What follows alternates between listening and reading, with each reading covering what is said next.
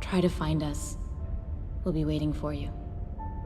Given its years-long and seemingly troubled development, I Am Alive's world is appropriately rickety, rundown, and treacherous. There are some intriguing ideas in this harrowing tale of survival, used to pepper what would otherwise be an experience driven exclusively by well-trod gameplay mechanics. Does the game rise above its dire circumstances, or should it give up and succumb to harsh reality? Wasn't sure I'd ever see this place again.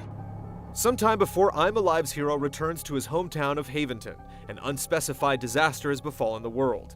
Referred to as the event by the town's forlorn inhabitants, you're never quite told what exactly has gone down, only that it involves periodic tremors, frequent lethal dust storms, and of course, a general decline in the reliability of human decency.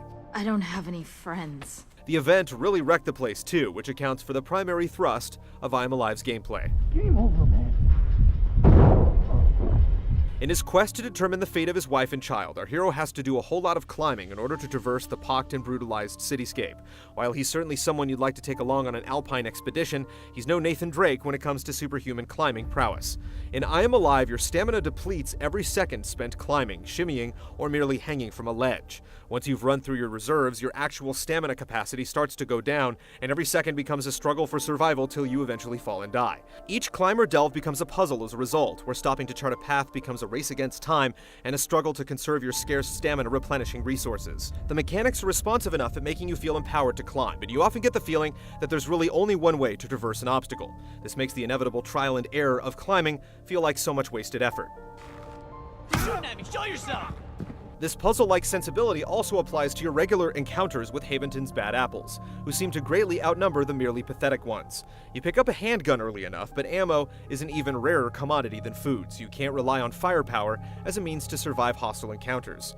Unfortunately, the tools you're provided aren't up to the task, and the result feels largely identical to what happens with climbing. You feel like there's only one real path to success. Fuck you! Don't hurt me! Don't kill me! The default strategy is to stick your hands up and then let the armed members of a posse to approach you, and then slice one of their throats when they get close enough. Once you pick up his bullets, you shoot down every assailant -1, whom you'll dispatch with your machete.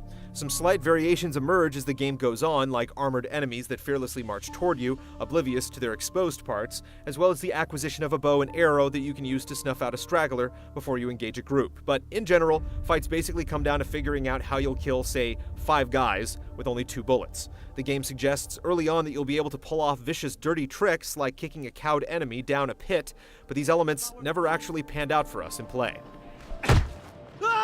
Like its scant narrative backbone and starkly drawn world, I Am Alive is just evocative enough to keep you playing for the 5 or so hours it lasts. You'll come away with the feeling that what good ideas it has are mere specters of a more ambitious past. That said, few games are willing to go to so dark a place as Haventon.